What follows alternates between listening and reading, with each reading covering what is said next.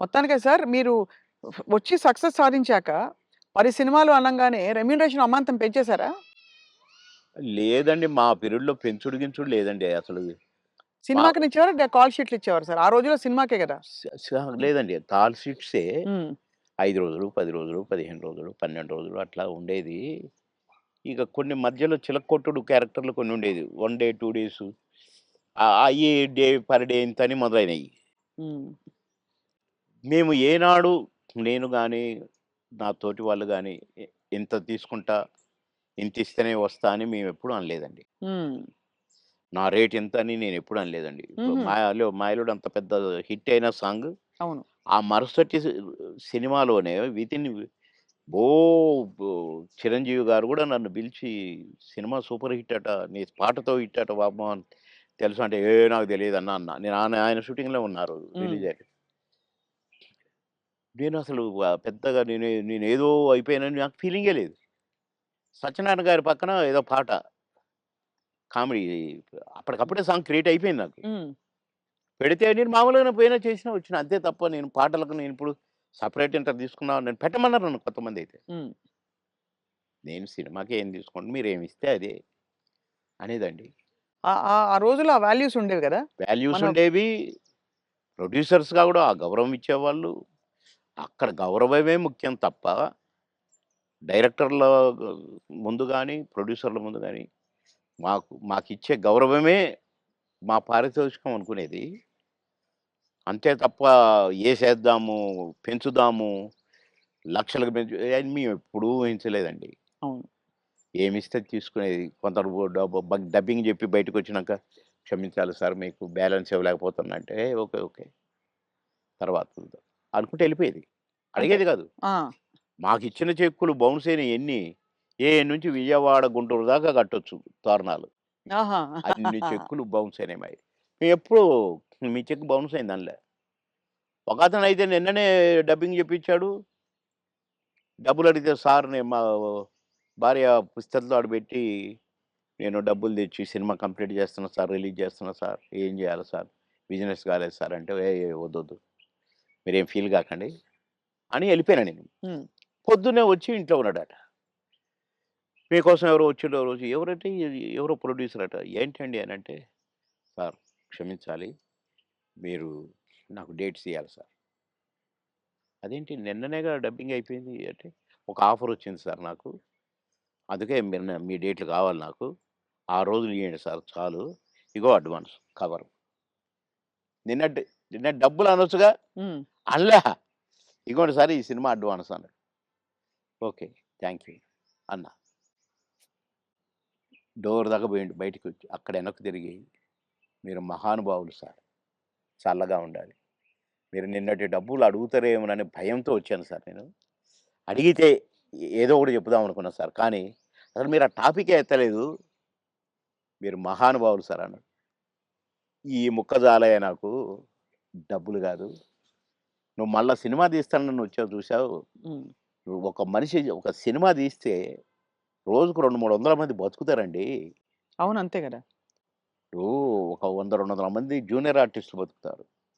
ఇక్కడ ఈ సినిమాకు సంబంధించిన నటులు, వాళ్ళ అసిస్టెంట్లు, వాళ్ళ మేకప్ మ్యాన్‌లు బతుకుతారు. హ్మ్.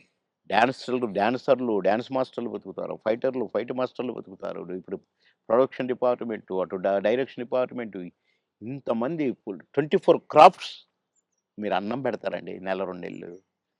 మీలాంటి వాళ్ళు ప్రొడ్యూసర్‌లు అవుతూ ఉండాలి. సినిమాలు తీస్తూనే ఉండాలి. అందుకనే నేను మీరు అడ్వాన్స్ అనంగానే తీసుకున్నాను అన్నా. అట్లా ఇండస్ట్రీ బతకాలని ఆలోచించాలి. సార్ మీ కొలీగ్స్ అంటే కామెడీ ట్రాక్‌లో ఉండేవాళ్ళు. ఎవరు మీకు బాగా దగ్గర? అప్పుడు మీరు తొందరగా పైకొచ్చేసారు గదా! అందరూ బాగానే ఉన్నారండి. అందరితో బాగున్నాను. 'కొటగారు' తోనే కదా స్టార్ట్ అయింది కాంబినేషను ఇది. తమిళ్‌లో 'సెంథిల్ గౌండమణి' అని ఉండేవాళ్ళు. హ్మ్. వాళ్ళ పెయిర్ అక్కడ బాగా ఫేమస్. హ్మ్. తర్వాత పెయిర్ మాది తయారైంది 'కోట బాబుమోహన్.' హ్మ్. అన్నీ ఆ సినిమాలు 'మామగారు' అవును. అవును. అవన్నీ. అవును. అవును. అవన్నీ తమిళ్‌లో హిట్లయిన సినిమాలే. వాళ్ళని మేము డామినేట్ చేసి ఎక్కడికెళ్ళిపోయాం మా జంట. వాళ్ళయే జేసేది. వాళ్ళకే డబ్బింగ్ జెప్పేది మళ్ళా మేము. హ్మ్. అట్లా వాళ్ళకంటే బాగా చెప్తుండ్రనేది వచ్చింది మాకు. రైట్. అట్లా 'కోట నేను' కాంబినేషన్ బాగా సక్సెస్ అయినాయి చాలా. 'కోట నేను', 'బ్రహ్మానందం' మా ముగ్గురు ఉంటే కూడా సక్సెస్ అయినాయి. హ్మ్. మళ్ళా 'బ్రహ్మానందం', 'బాబుమోహన్' చాలా సక్సెస్ అయినాయి. ఇప్పుడు 'పెదరాయుడు' ఉంది. హ్మ్. సినిమా అంతా ఒక ఎత్తు, మా కామెడీ ఒక ఎత్తు. నా కొడుకు అవును. 'బ్రహ్మానందం', 'మై సన్' అదిగో మీ పిన్ని అయన్నీ అంటాను. హ్మ్. అట్లా ఆ ట్రాక్ 'పెదరాయుడులో' కూడా బాగా సూపర్ హిట్. అవును.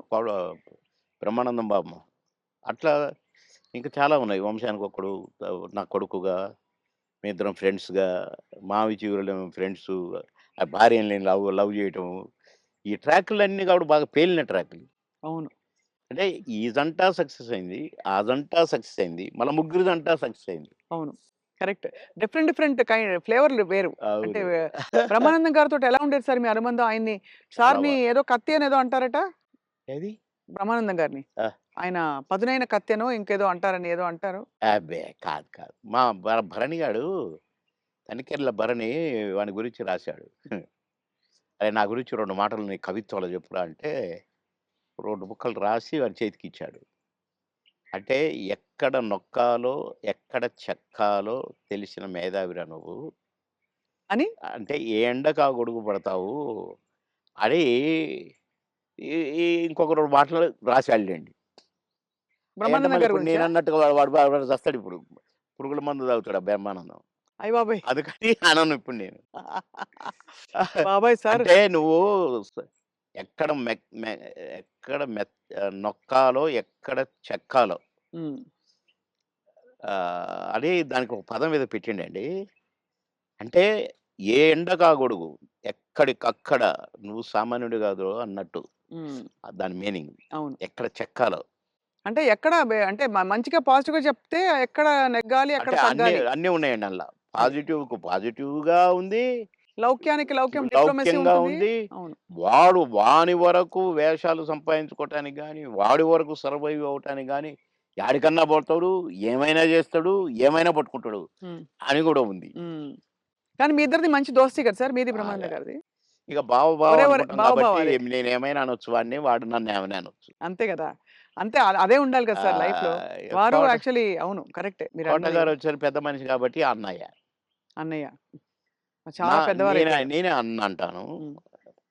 తమ్ముడంటాడనుకోండి. బ్రహ్మానందం అనడు అన్నయ్యని. "ఏంట్రా" అంటాడు. ఆహా! "ఏయ్! పెద్దోడిని రా అంటమే బేస్ సాలే" అని నేననేది. హ్మ్. హ్మ్. అట్లా జాలీ జాలీగా సార్ బాగా, బాగా, బాగా, బాగా. ఆ! మొన్న ఈ మధ్యనే ఫోను చేశాడు. "బావా" అన్నాడు. "ఏంటో బావా ఇంత ప్రేమ ఎటునుంచొచ్చిందోయ్? ఆహా! ఏదో ఉంది చెప్పు." హ్మ్. ఇట్లా మాట్లాడుకొని ఓ ఒక అరగంట నవ్వుకున్నాం ఇద్దరం. హ్మ్. మా డ్రైవర్ పిచ్చోడైపోయి దేనికి గుద్దుతుందో అనుకున్నా. సార్ నేను బ్రహ్మానందం అభిమానిని అంటుండు. ఒరేయ్ పక్కకు ఆపురా నాయనా అని. అట్లా చాలా జోవియల్‌గా చాలా సరదాగా. మీ ఫీమేల్ కో స్టార్ సార్? ఎవరు మీ ఫేవరెట్ మీతో పాటు? అంటే అప్పట్లో అప్పట్లో ఎవరున్నారండి? ఎవరు ఎవ్వరు లేరుగా. లేరు. మీ టైమ్‌లో యాక్చువల్లీ ఎక్కువ మంది లేరు. వెంట ఎందుకంటే అంటే బ్రహ్మానందం గారికి కోవై సరళ గారున్నారు. అంతకుముందు ఓ టైమ్‌లో ఆ! శ్రీలక్ష్మి గారు వీళ్ళందరూ ఉండేవారు పాత కామెడియన్సు. ఏవండీ 'కోవై సరళ' నాతోనే స్టార్టు. అవును. బ్రహ్మానందంతో గాదు. హ్మ్. నాతోనే స్టార్టు చాలా సినిమాలు. ఆ తర్వాత బ్రహ్మానందంతో కొన్ని సినిమాల్లో వేసింది. హ్మ్. కానీ నాతోనే ఎక్కువ సినిమాలు. హ్మ్. హ్మ్. మా ఇద్దరికి టగ్ ఆఫ్ వార్‌గా ఉండేది. అవును. 'కోవై సరళని' హ్మ్. చాలా ఉన్నాయి. చాలా సినిమాలు, చాలా క్యారెక్టర్‌లున్నాయి మా ఇద్దరియి. కానీ హైలైట్ ఏంటంటే మీది, సౌందర్య గారిది డ్యూయెట్. అది ఆకాశం అంత. 365వ రోజు సెకండ్ షో హౌస్‌ఫుల్ చూసా. అవును. 365వ రోజు. ఇంకా 100 రోజులు ఆడుద్ది సార్. మాకు కొన్ని కమిట్మెంట్ ఉండి రేపు తీసేస్తాను. హ్మ్. 365 రోజులు అయిపోయింది కదా! అని అన్నారు. అలాంటిది. ఒక పాట ఒక కమెడియన్ చేస్తే 365 రోజులు ఆడటం అంటే చిన్న విషయమా? అవును. అంతే గదా! అలాగే ఇంకా కొన్ని సినిమాలున్నాయి.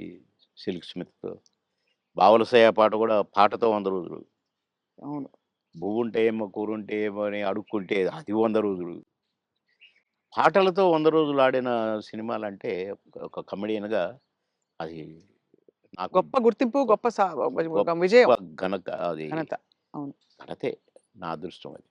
కానీ సార్ సాడ్ థింగ్ ఏంటంటే 'సిల్క్ స్మిత' గారు వెళ్ళిపోయారు. 'సౌందర్య' గారు వెళ్ళిపోయారు.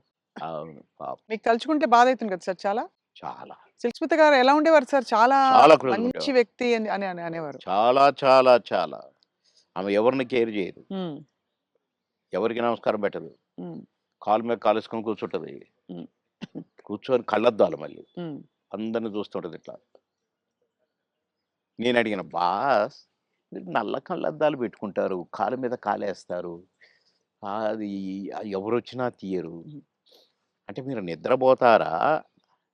లేక అబ్జర్వ్ చేస్తారా?" అని అడిగాను నేను. అయితే, "అది కాదు బాస్.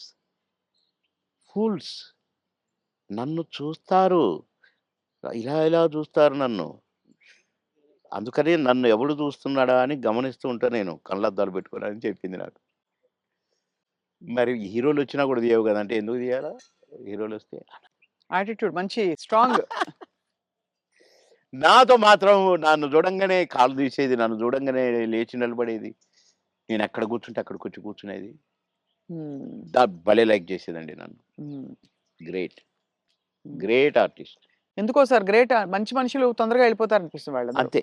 కదా! మంచోళ్ళు తొందరగా అయిపోతారు. కరెక్ట్. హ్మ్. మేము దుబాయ్ పోయినాం ఒక ఫంక్షన్‌కి. హ్మ్. నన్ను బాస్ అని పిలిచేది. హ్మ్. బాస్ మనం షాపింగ్‌కెళ్తున్నాం. నేనెందుకు బాస్ నువ్వు లిప్‌స్టిక్‌లు అయి కొనుక్కుంటావు. నేనేం కొనుక్కోను కదా! నాకొద్దు. నేను రానన్నా. అంటే లేదు నాతో నువ్వు రావాలి. నేను పర్మిషన్ తీసుకున్నా. అంటే పోయినాం. పోతే ఏమేమో కొనుక్కుంది. హ్మ్. ఓహ్! బ్లాక్ కళ్ళద్దాలు పెట్టుకొనొచ్చింది బయటికి. నేను అక్కడ అటు ఇటు కూర్చొని అది ఇది ఏదో బాస్ ఎలా ఉంది? అంది. సూపర్ అన్నా. సూపరా? నిజంగా సూపరా? అయితే కొనేస్తున్నా. కొనేసేయి అన్నా. పోయింది. ఆ! కొనేసా అనుకుంటూ వచ్చింది. ఇది మీరు పెట్టుకోండి బాస్ ఒకసారి అన్నది. పెట్టింది నాకు. ఓహ్! సూపర్ అన్నది ఇట్లా పెట్టి. అదేంటి బాస్ నాకు సూపర్ కాదు మీకు సూపర్ నాగా అన్నా. హ్మ్. చాలా బాగుంది. నేను అందుకే కొన్నాను నీకోసం. అన్నదండి. ఆ కళ్ళద్దాలు చనిపోయేదాకా దాచిపెట్టుకున్నాను. మంచిది. చాలా మంచిది. ఆ! అబ్బో! గ్రేట్. కానీ చాలా కష్టాలు, వివాదాలు, ఇక అయి పరిస్థితులు. వచ్చినాయిలెండి. అయి కొంచెం కరెక్ట్‌గా ఉన్నోళ్ళకి వివాదాలుంటాయి. హ్మ్. ఈ ఏ ఎండకు ఆ గొడుగు పట్టేటోళ్ళకుండవు. అదే. వివాదాలు రావు. హ్మ్. ఎక్కడికక్కడే సమసిపోతాయి అవును. అని నా ఉద్దేశం.